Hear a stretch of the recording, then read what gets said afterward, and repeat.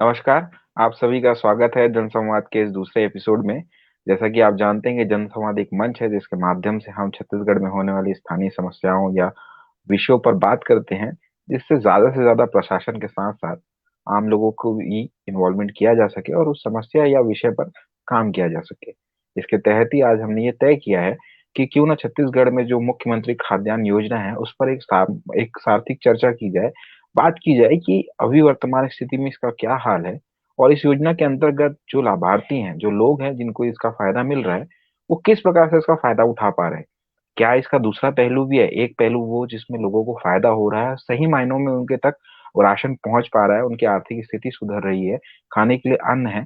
और दूसरा शाह पहलू ये भी हो सकता है कि क्या इस योजना के कुछ नकारात्मक प्रभाव भी हैं और उन नकारात्मक प्रभावों को किस प्रकार से कम किया जा सकता है, या ये देखा जा सकता है कि उन उस योजना को क्रियान्वित करने में कहाँ पर हमसे गलती हो रही है, कहाँ पर प्रशासन कमजोर हो रहा है, या कहाँ पर लोग गलती कर रहे हैं, ताकि इस पूरे के पूरे प्रोसेस को और ज्यादा आसान किया जा सके।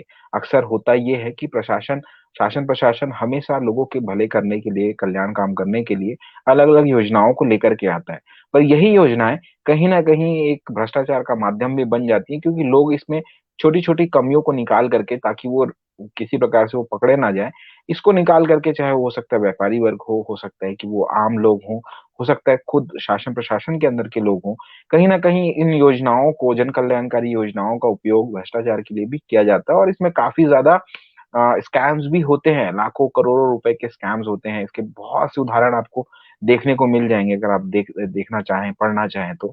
पर ये कोई नई बात भी नहीं है, बहुत पुराने समय से ये काम होता आ रहा है। पर ज़रूरी क्या है? ज़रूरी ये है कि इस पर लगातार बात की जाए, लगातार प्रयास किया जाए, लोगों को ये बात बताई जाए कि किस तरह से इन योजनाओं के क्रियान्वयन में या उसकी निगरानी में किस तरह से आप शासन प्रशासन का हाथ बटा सकते हैं। कैसे आप एक एक्टिव भागीदार बन करके, एक एक्टिव पार्टिसिपेंट बन करके इन योजनाओं में भ्रष्टाचार को कमी कर सकते हैं। उनके सही लाभार्थियों तक इन योजनाओं को पहुँचने में मदद कर सकते हैं। देखिए, जनसंवाद जो काम हम कर रहे हैं, इसमें हम सिर्फ़ और सिर्फ़ शासन प्रशासन को ज़िम्मेदार नहीं मानते। किसी भी योजना में, किसी भी कल्याणकारी काम में अक्सर 2 लोग इन्वॉल्व होते हैं। तो अगर एक शासन प्रशासन है, तो दूसरा स्वाभाविक सी बात है, वो एक आप इंसान होता है। तो हमें कहीं न कहीं इस बात का ध्यान रखना है कि क्या हमारे तरफ से भी कोई ऐसे काम किए जा सकते हैं, ऐसा कोई कदम लिया जा सकता है, जिससे इन योजनाओं में होने वाले भ्रष्टाचार को रोका जा सके। तो ये वर्ष 2003, 2002 से ये योजना अलग-अलग मुख्यमंत्री खाद्यान्न योजना या किसी और अन्य योजना के नाम से चालू है। पर इसका जो एक बड़ा प्रारूप हमको देखने को मिलता है, ये वर्ष 2012 में एक ड्राफ्ट तैयार किया गया था, जिसको छत्तीसगढ़ खाद्यान्न अधिनियम कहा गया। उसके तहत ये देखा गया कि छत्तीसगढ़ में जो भी ऐसे परिवार हैं, जो एपीएल या बीपीएल की कैटेगरी में आते हैं, उनको एक प्रकार से राशन के माध्यम से उनको सशक्तिकरण किया जाए।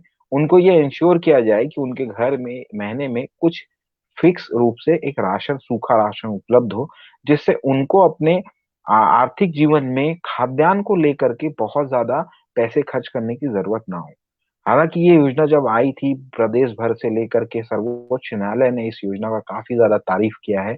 काफ़ी राज्यों इस माध्यम से इस राज्यों ने इस योजना को अपनाया भी है। इसी की देखा-देखी बहुत से राज्य हैं, तेलंगाना है, आंध्र प्रदेश है, उत्तराखंड है, इस तरह के राज्य हैं जो अपने यहाँ इस तरह की योजना को चला रहे हैं और इसका काफ़ी ज़्यादा पॉज़िटिव इम्पैक्ट भी आया है। पर इसके साथ ही अगर आप लंबे समय में 5 साल, 10 साल इस तरह से अगर आप बात करें, तो अगर एक लंबे समय में इसका एक नेगेटिव इम्पैक्ट भी आया है। किस तरह से नेगेटिव इम्पैक्ट आया है, वो भी एक बात करने का विषय होगा।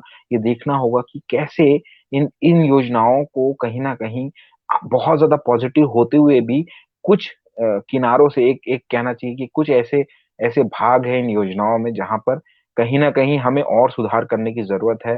शासन-प्रशासन को सुधार करने की ज़रूरत है। इस पूरे मुद्दे में हमारे साथ बात करने के लिए भानु प्रतापपुर से हमारे साथ सरिता जी जुड़ी हैं। सरिता जी, आपका बहुत-बहुत स्वागत है। धन्यवाद। जी। तो अब मैं आपसे ये बात करना चाहूँगा कि छत्तीसगढ़ में जो फिलहाल अभी जो मुख्यमंत्री खाद्यान्न योजना चल रही है, ये है क्या? तो वर्ष 2019 में जब 2 अक्टूबर गांधी जयंती का दिन था, तो प्रदेश के मुख्यमंत्री श्री भूपेश बघेल जी ने एक ट्वीट किया कि वो 4-5 योजनाओं को एक नए प्रारूप में वापस से क्षेत्र में लागू कर रहे हैं, जिसमें इस मुख्यमंत्री खाद्यान्न योजना को सार्वभौमिक खाद्यान्न योजना का नाम दिया गया था। इसके अंतर्गत ये देखा गया कि एपीएल और बीपीएल परिवार को कुछ निश्चित राशि लेकर के नमक और चावल तो फ्री है, इसके अलावा मट्टी तेल हो गया, शक्कर हो गया, दालें हो गई, इस तरह की चीजों को कुछ एक एक कम एक एक न्यूनतम राशि के साथ में उनको दिया जाए, ताकि उनके महीने का जो जीवन यापन है उसमें वो किसी प्रकार से उनका जो खर्च है उसमें कमी आ सके, और साथ साथ ये भी हो सके कि उनको महीने के जो खर्च में से एक बड़ा हिस्सा जो उनके खाने पर खर्च हो रहा है वो ना खर्च होकर के उनके व्यक्तिगत संसाधनों पर खर्च हो, ताकि उनके जीवन जो लिविंग स्टैंडर्ड है, जो जीवन जीने की शैली है, वो ऊपर आ सके। आदिवासी परिवारों के साथ साथ जो पिछड़े परिवार है, जो मेन स्ट्रीम में ऐसे लोग हैं जो मेन स्ट्रीम में नहीं आ सक रहे, उनके लिए इस योजना को लागू किया गया। अब देखिए, मुद्दा ये है कि इस विषय पर हमें अभी बात करने की जरूरत क्या होगी। असल में सवाल ये उठता है कि छत्तीसगढ़ में इस समय क्या खाद्यान्न संकट आने वाला है, क्या मामला हो गया है।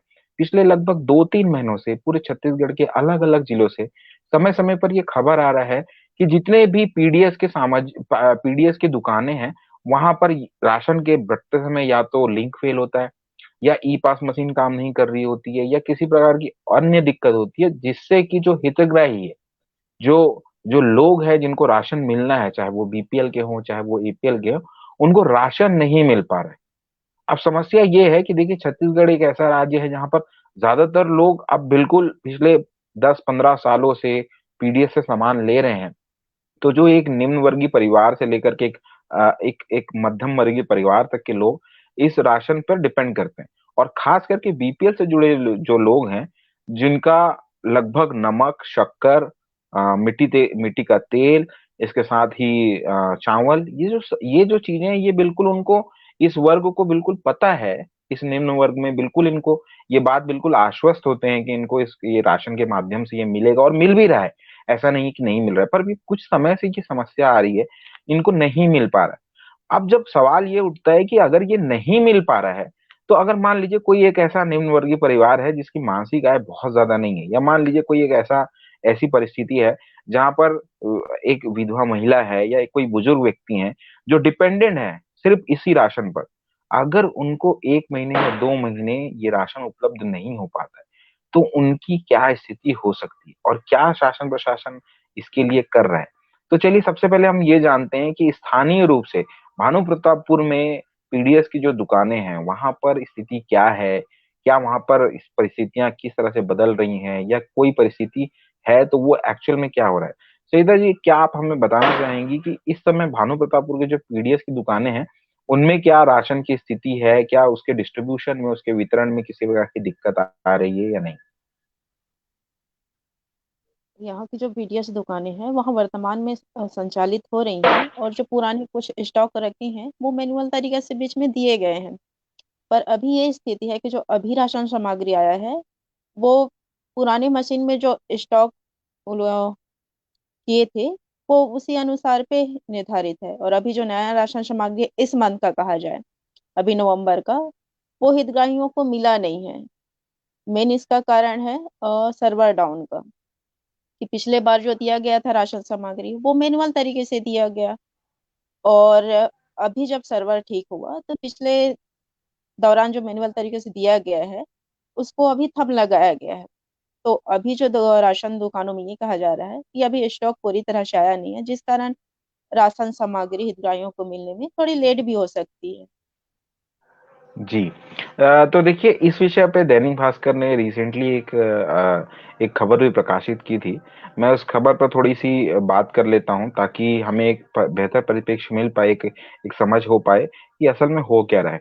देखिए, कुछ समय से या तो सर्वर फेल है या ई पास मशीन काम नहीं कर रही है, और ये लगभग पूरे राज्य में यही स्थिति है। ज्यादातर जिलों से ये खबर आ ही रही थी कि कहीं ना कहीं लिंक फेल है, इस कारण से लोग हो गए। इवन यहाँ तक कि मैं खुद की बात कर रहा हूँ, एपीएल कार्ड के अंतर्गत हर महीने 20 किलो चावल मैं खुद भी लेता हूँ। उस चावल को भी हमें लेने में दिक्कत हो रही थी, क्योंकि जबकि मैं भिलाई 3 में रहता हूँ, काफी शहर बिल्कुल हमारे घर से मुख्यमंत्री जी का घर 1-1.5 किलोमीटर दूर है। वहां पर भी हमें ये समस्या आ रही थी, ऐसा नहीं है कि नहीं है। हालांकि वो समस्या मुझे लगता है कि शायद दूसरे क्षेत्रों के अनुमान अनुमान के मुताबिक मेरे यहाँ शायद जल्दी हल हो गई थी, क्योंकि मुझे दूसरे दिन ही बिना किसी समस्या के राशन मिल गया था। पर मैं मेरा जो प्रश्न है वो ये है कि जो सुदूर क्षेत्र है, जो बहुल आदिवासी इलाके क्षेत्र है, जैसे भानु प्रतापपुर हो गया, नारायणपुर हो गया, अगर यहाँ पर इस तरह की परिस्थिति होती है तो क्या होगा? अंबिकापुर का बेल्ट हो गया, चाहे आप बलरामपुर चले जाएं, कवर्धा चले जाएं, ये सारे क्षेत्र ऐसे हैं जहां पर आपको आदिवासियों की बहुत ज्यादा संख्या मिलेगी, बहुत ज्यादा इकोनॉमिकली उनको बहुत ज्यादा ग्रोथ नहीं है उनमें, बहुत ज्यादा उनके पास राशन को लेकर के उनका बजट किस तरह से है वो भी हमें पता नहीं है। तो ये एक जो समस्या हुई है, इसके क्या प्रभाव हो सकते हैं? सरिता जी, क्या आपने किसी प्रकार के हितग्राहियों से, जो लाभार्थी हैं, जो जो राशन कार्ड रखते हैं, उनसे बात की है? उनका क्या कहना है, वो क्या सोच रहे हैं, किस प्रकार की समस्याओं का सामना कर रहे हैं, अगर कुछ बता पाए आप। इस समय जो हितग्राहियों की स्थिति है वो एक तरह से कहा जाए खराब स्थिति है। क्योंकि ये पिछले महीने की ही बात करें तो समय ये था कि पिछले महीने या उससे पहले महीनों की बात करें तो 3-4 तारीख जो है वो राशन सामग्री सभी हितग्राहियों को मिल जाती थी। यह भी ये स्थिति है कि अभी तक जो है अधिकतर हितग्राहियों को राशन सामग्री मिली नहीं है। तो उनकी ये व्यवस्था ये है कि जो किसान वर्ग है जिनके पास धान है वो धन कुट्टी मशीन से कुटवाते हैं, और जो निम्न वर्ग है जिनके पास चावल नहीं है वो दुकानों में जाते हैं और महंगे दामों में चावल खरीद के खा रहे हैं। जी, तो ये जो महंगे दामों में, क्या आप हमें बता सकते हैं कि सामान्य रूप से दुकानों में ये कितने रुपए प्रति किलो में ये राशन लेते हैं, चावल लेते हैं? और, और बाकी दुकानों की मैं बात करूं, जो अ, थोड़ा जो मोटा एकदम ज्यादा मोटा चावल है वो 20 से 25 रुपए के आसपास है। और उस उससे अच्छे चावल की बात करें तो 30 से पूरा ऊपर है, 30, 40, 50, 60। आगे जितने अच्छे आप चावल लोगे उस आधार पे रेट निर्धारित है यहाँ। तो कम से कम मुख्य रूप से 20-25 रुपए का चावल आपको प्रति किलो लेना ही होगा। जी जी। जी, अब इसी पर एक दूसरा एंगल भी है हमारे पास, जो मैं भ्रष्टाचार की बात कर रहा था। बड़े व्यापारी भी इसमें शामिल हैं, छोटे व्यापारी भी शामिल हैं। ये काफी खुले, मतलब बहुत खुल करके ये व्यापार हो रहा है कि बहुत से लोग हैं जिनके पास एपीएल या बीपीएल कार्ड है, महीने में उनके पास राशन की खपत उतनी ज्यादा नहीं है, चावल की खपत नहीं है। वो चावल लेते हैं और ले करके वापस या तो राशन दुकान वाले को, जो पीडीएस के जो संचालक होते हैं, उनको दे दिया जाता है, या उनको बाजार में ले जाकर के बेच दिया जाता है, और इसी चावल को थोड़ा पॉलिश करके वापस बाजार में 20-25 रुपए के मूल्य में बेचा जा रहा है। तो ये जो है, क्या ये चीज भी भानु प्रतापपुर में हो रही है सरिता? और यहाँ भी भानु प्रतापपुर में भी ये स्थिति है। या फिर कई ऐसे हैं कि जो राशन सामग्री लेते हैं राशन दुकान से वो रखे रहते हैं अपने पास। ऐसे हैं कि कोई यदि मान के चलो किन्हीं के पास चावल नहीं है तो अपने आसपास घर में ही बेच देते हैं। अच्छा, आपने आपस में भी इसका व्यापारीकरण किया जा रहा है। जी। तो मुझे लगता है कि देखिए, ये एक दूसरा एंगल हो गया। मुझे 2013 की एक बीबीसी की खबर याद आ रही है इसी पर। काफी मैंने कुछ, जब मैं पढ़ रहा था इस विषय के बारे में, तो मैंने ये पढ़ा था, ये खबर भी पढ़ी थी। 2013 में जब बीजेपी का गवर्नमेंट थी यहाँ पर, तो यही एक राशन का जो, क्योंकि ये एक ऐसी योजना है जिससे काफी ज्यादा राज्य को नाम मिला है, काफी पुरस्कार मिले हैं, सर्वोच्च न्यायालय तक ने इसे सराहा है, प्रधानमंत्री ने भी कई बार अपनी बातों में इस योजना का जिक्र किया है। तो बीबीसी ने इस पर एक आर्टिकल निकाला था जिसमें ये बताया गया था कि छत्तीसगढ़ में 2013 में लगभग 56 लाख परिवार थे, और बीजेपी सरकार ने लगभग लगभग 64 लाख परिवारों का राशन कार्ड यहाँ पर बनाया हुआ था। तो जरूरत से ज्यादा राशन कार्ड बन गए थे, उसको लेकर के बीबीसी ने एक बड़ी कवरेज की थी। उस समय कांग्रेस पक्ष में हुआ करती थी, उन्होंने ये एक एक तरह का एक दावा भी किया था कि इस योजना की ये एक स्कैम है, और इसके लिए एक बड़े लेवल पे जांच भी की जानी चाहिए। फिर इस तरह से ठंडे रास्ते में चला गया, और ये क्योंकि उस समय के जो छत्तीसगढ़ के जो प्रभारी थे, छत्तीसगढ़ के जो जिम्मेदार मंत्री थे, उन्होंने ये भी कहा था कि पहले जरूरतमंदों को राशन दिया जाएगा, जांच बैठाई जाएगी। अगर जांच में ये पाया गया कि जरूरत से ज्यादा किसी ने राशन कार्ड बनाए रखे हैं, तो उसके राशन कार्ड भी निरस्त किए जाएंगे। हाल फिलहाल में आपको 1 लाख, 2 लाख, 3 लाख राशन कार्ड निरस्त होने की खबर आती भी रहती है। पर अगर आप बात करें आंकड़ों की, तो 56 लाख हैं, और उसके उधर आधार उधर जो राशन कार्ड बने हैं वो लगभग 64 लाख है। लगभग 10 लाख राशन कार्ड का फर्क है। अगर आप हर महीने 20 किलो के हिसाब से भी अगर हम लें, तो एक बड़ा नंबर निकल करके आएगा इस पूरे मामले में। अब ये बात भी हमें देखनी होगी कि क्या छत्तीसगढ़ में इस समय इसको लेकर के किस प्रकार से प्रशासन जो है वो काम करना चाह रहा है।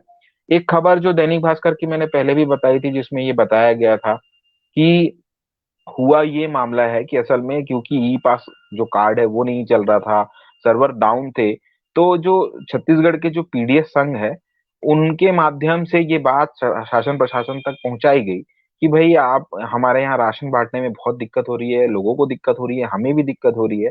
तो छत्तीसगढ़ प्रशासन से मौखिक रूप से एक आश्वासन दिया गया कि आप ये काम बिल्कुल मैनुअल तरीके से कर लीजिए, बिना पहले, मतलब होता ये है कि अगर आपको राशन लेना है तो उसके लिए आपको बायोमेट्रिक में अपने थंब का इम्प्रेशन देना पड़ता है, ताकि उससे एक सेंट्रल डेटाबेस में आ जाता है कि हाँ किसने राशन ले लिया है किसने नहीं लिया है। ये एक सिस्टम बनाया गया था। पर अब हुआ ये है कि क्योंकि सर्वर फेल है या मान लीजिए कोई और समस्या आ रही है, इस नाम से छत्तीसगढ़ प्रशासन ने मौखिक रूप से ये आश्वासन दे दिया पीडीएस संघ को कि आप मैनुअल तरीके से राशन का वितरण कीजिए और उसमें फिर उस माध्यम से दीजिए। अब अगर आप वो आर्टिकल पढ़ेंगे तो आपको समझ में आएगा कि उसमें जो छत्तीसगढ़ ये जो पीडीएस संघ के अध्यक्ष हैं किशन सोनी जी, उन्होंने ये बात को मेंशन किया है उसमें कि हुआ ये है कि राशन आने कम हो गए, मतलब जितना कोटा एक पीडीएस दुकान का होता है वो भी अब सरकार से नहीं आ पा रहा है। तो क्या ये राशन की कमी है या मामला दूसरा है? तो अगर आप इसकी तह में जाएंगे तो आपको पता चलेगा कि हुआ ये है कि क्योंकि मैनुअल राशन से राशन दिया जा रहा है, तो जो डेटाबेस है उसमें किसी पर्टिकुलर दुकान का, किसी एक पीडीएस दुकान, इस तरह के 13,000 से ज्यादा है दुकानें हैं, जिसमें से लगभग 3,500 दुकानें अभी एक्टिव हैं। इन दुकानों में जो राशन का कोटा है वो फुल दिखा रहा है। क्यों दिखा रहा है? क्योंकि किसी भी ऑनलाइन माध्यम से उसमें एंट्री नहीं हो रही है। अब वो क्योंकि मैनुअल अब राशन वितरण हो रहा है, तो ये हो रहा है कि कहीं ना कहीं वो पूरा का पूरा एक डेटा यहाँ से छत्तीसगढ़, मतलब छत्तीसगढ़ के अलग अलग माध्यम से वो वहां तक पहुंचे और फिर वहां से अपडेट हो। पर इससे हो रहा है कि महीने के जो जो महीने का जो पोर्शन होता है, जिसमें आप जैसे एक से एक तारीख तक के अगर आपको राशन मिलता है, तो ये समय निकल जा रहा है और लोग वापस राशन लेने के लिए पहुंच रहे हैं। अब होता ये है कि किसी पर्टिकुलर एक दुकान, मतलब बहुत सारी दुकानों में राशन का जो कोटा है वो फुल दिखा रहा है, तो सरकार अपने तरफ से कम राशन भेज रही है। अब कम राशन भेज रही है तो वहां पर जो पीडीएस जो सामाजिक वितरण प्रणाली के जो जो संचालक है उनको वो दिक्कतों का सामना करना पड़ रहा है। तो इससे हो ये रहा है कि कहीं ना कहीं अव्यवस्था फैल रही है, एक तरह की, मतलब एक तरह की मारामारी हो रही है। और ये एक तरह से ये दिख रहा है कि कहीं छत्तीसगढ़ में अनाज की कमी तो नहीं हो गई है, या क्या छत्तीसगढ़ में कोई समस्या आ रही है पीडीएस के माध्यम से। तो सहिता जी, क्या आपके भानु प्रतापपुर में भी इस तरह का कोई मामला हो रहा है?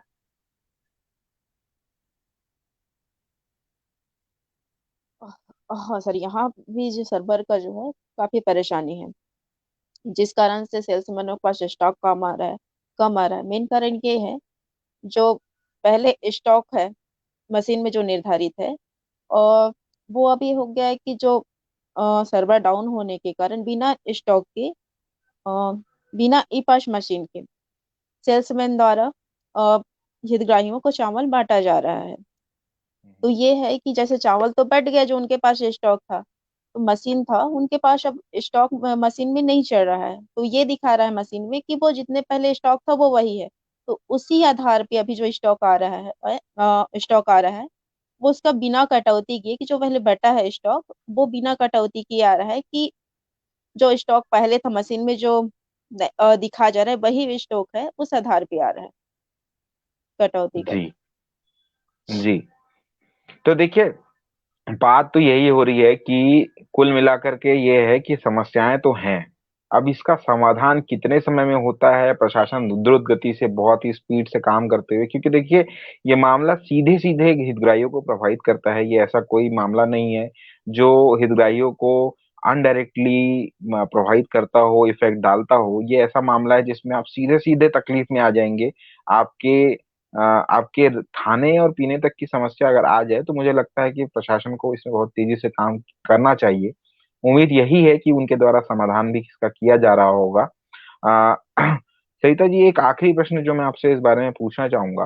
देखिए, भानु प्रतापपुर एक आदिवासी बहुल इलाका है। वहाँ बहुत से ऐसे परिवार हैं या बहुत से ऐसे व्यक्तिगत मतलब इंडिविजुअल लोग हैं जो या तो विधवा पेंशन योजना के अंतर्गत या वृद्धा पेंशन योजना के अंतर्गत, या कोई पुरुष है वो लोग अकेले रह रहे हैं, उनका परिवार वहां नहीं है कमाने के लिए, शायद बाहर गया हो या कहीं और हो, या वो परिवार से अलग हो गए हैं, उनका एक अलग राशन कार्ड बना है, महीने के 10 किलो चावल मिलते हैं, 2 किलो शक्कर मिल रहा है, नमक मिल रहा है, वृद्ध हैं वो काम भी नहीं कर सकते। तो क्या अगर ऐसे लोग हैं तो आपको लगता है कि ये लोग बिना किसी परेशानी के अगले 1-2 महीने या पिछले 2 महीने से जो स्थितियां हैं उसमें ये सरवाइव कर रहे होंगे? उनके लिए ये काफी परेशानी की बात है सर। क्या बोलना चाहिए कि वो डिपेंड है तो राशन दुकान पे हैं, और जब ऐसी स्थिति आ गई कि उनको 1-2 महीने चावल नहीं मिला, मान चलो कोई एक वो है, वृद्ध है, उनके पास यदि जमीन है तो वो किसी को दे देंगे, अगर कहा जाए कुछ रकमों में कि उनको कमाने के लिए, तो उनसे कुछ धान उनको मिलता है। तो वो है कि वो किन्हीं से कहे कि कुटवा के लाएंगे, या जिनके पास नहीं है तो वही है कि उनको पेंशन मिल रहा है तो वो पेंशन से खरीदेंगे। तो उनके लिए स्थिति ये दयनीय है कि उनको यदि 1-2 महीना चावल नहीं मिला तो हो सकता है कि उनको कभी भूखे भी रहना पड़े। कई ऐसे भी होते हैं जिनके पास खेती भी नहीं होती, सिर्फ अकेले पे डिपेंड रहते, तो राशन दुकान से लाते हैं और खाते हैं, तो वो दूसरे से मांगने तक की नौबत आ सकती है। जी। तो स्थिति ये है कि यदि अगर आपके पड़ोसी और आपके समाज या आपके मोहल्ले के लोग अगर आपको सपोर्ट ना करें, तो ये आपके जीने मरने के प्रश्न पर भी इस पर पर बात आ सकती है। तो मुझे लगता है कि ये एक बहुत गंभीर मसला है जिस पर और बातचीत करने की जरूरत होगी, और शायद प्रशासन को बहुत तेजी से इस पर काम करने की जरूरत है। साथ ही मेरा अनुरोध बाकी लोगों से भी है, अगर आपके क्षेत्र में इस तरह की कोई समस्या हो रही है पीडीएस के माध्यम से, तो आप हमें कमेंट करके बता सकते हैं। हम देखेंगे कि ये क्या, हम आपसे संपर्क करेंगे और ये जानने की कोशिश करेंगे, और अगर आपकी बात सही है तो हम आपकी बात को इस प्लेटफॉर्म के माध्यम से उठाएंगे भी। ये एक बड़ा विषय है, इस पर आगे भी चर्चा जारी रहेगी समय के साथ में। सरिता जी, आपने अपना कीमती समय हमें दिया, बहुत बहुत धन्यवाद आपका। और आप सभी से हमारा अनुरोध है कि अगर आप इस चैनल पे पहली बार आए हैं तो हमें लाइक कर सकते हैं, शेयर कर सकते हैं, हमारे चैनल को सब्सक्राइब कर सकते हैं, हमारे पेज को लाइक कर सकते हैं, ताकि इस तरह के जो मुद्दे हैं उनके साथ आपके साथ डिस्कशन किया जा सके। और अगर आप छत्तीसगढ़ में कहीं से भी हैं तो आप हमें बताएं आपके क्षेत्र में कौन सी समस्याएं हैं जिन पर बात करना जरूरी है। हम आपको भी इस चर्चा में शामिल करेंगे, आपके माध्यम से बात रखेंगे। तो एक मुझे लगता है एक अच्छा प्रयास किया जा सकता है। आप सभी ने हमारी बात को सुना, इसके लिए आप सभी का धन्यवाद।